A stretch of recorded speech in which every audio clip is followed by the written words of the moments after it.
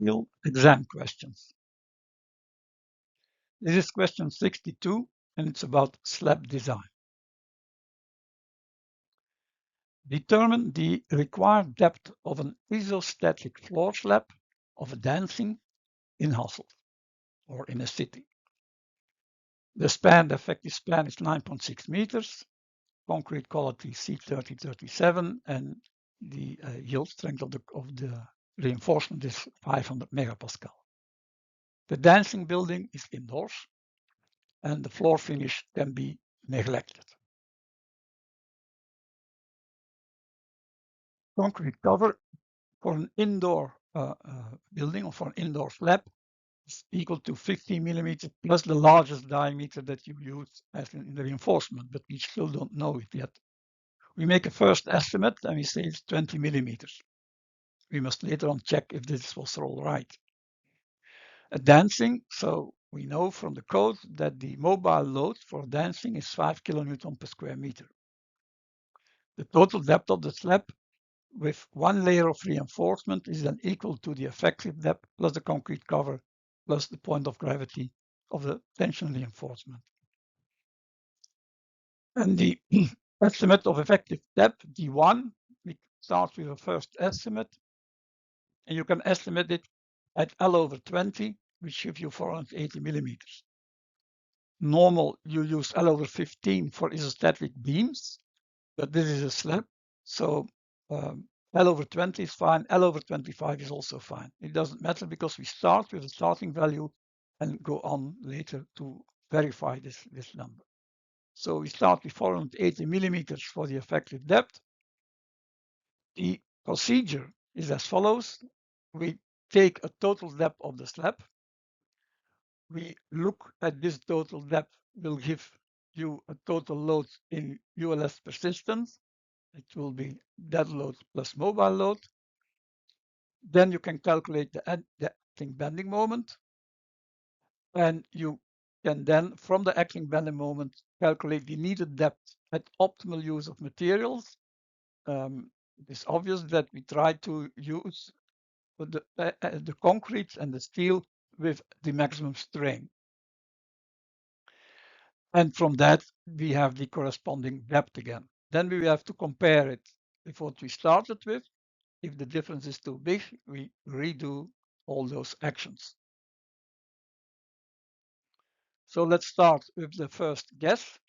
It was the 480. Remember, it's L over 20, plus the concrete cover 15 plus 20, and plus the point of gravity of the reinforcement. It gives me total depth of 525. Total load is then 1.35 times the dead load, plus 1.5 times the mobile load gives you 25.22.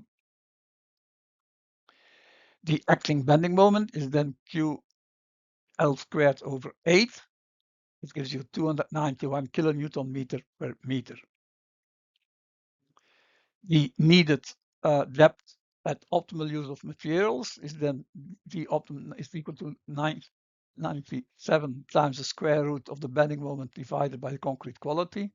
Remember, this 97 is already included the differences in units. Depth is given in millimeter, MED in kilonewton meter per meter, and FCK in megapascal.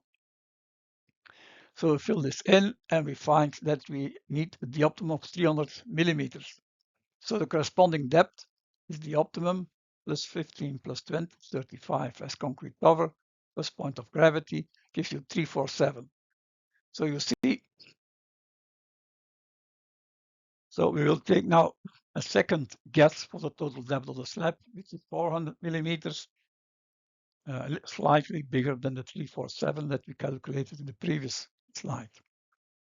The total load in ultimate limit state persistence, 1.35 dead load, 1.5 mobile load gives you 21 kilonewton square meter. The acting bending moment is on QL squared over 8, and it's equal to 242 kilonewton meter per meter. And the needed depth at optimal use of the materials is then equal to 275 millimeters.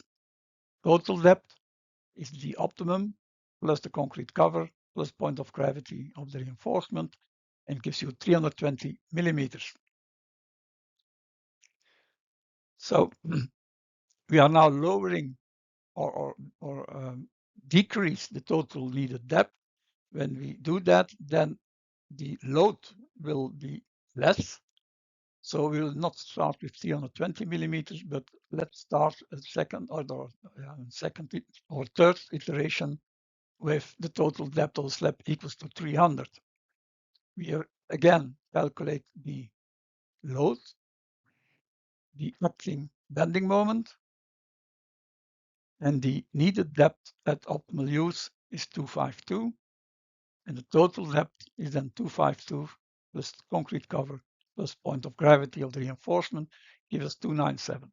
So 297 and 300, that's close enough. So we will take a slab thickness equal to 300, and we know that this is at more or less the optimal use of concrete and steel.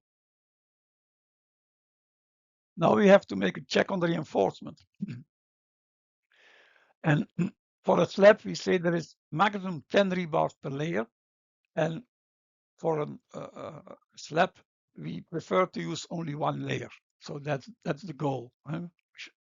If this is not the case, if you need, for instance, 12 diameters, then you redo the calculation with a slab which is a little bit, just a little bit more depth. So for H equals 300 millimeter, we calculated a total load of 17.6 kilonewton per square meter and a bending moment of 203 kilonewton meter per meter. So we can now calculate directly the reinforcement without using the reduced bending moment because we have designed this at optimal depth. So we know zeta at optimal depth is equal to 0.892 or 0.892. So that's the bending moment written in the right units of Newton and millimeter. And it's 0.892 times the lever arm, or times the effective depth gives you the lever arm, times the yield stress of the steel. And we end up with 2050 square millimeter per meter.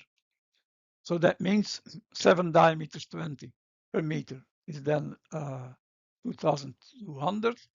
Or you can take a diameter 20 in a grid of center to center 150 millimeters.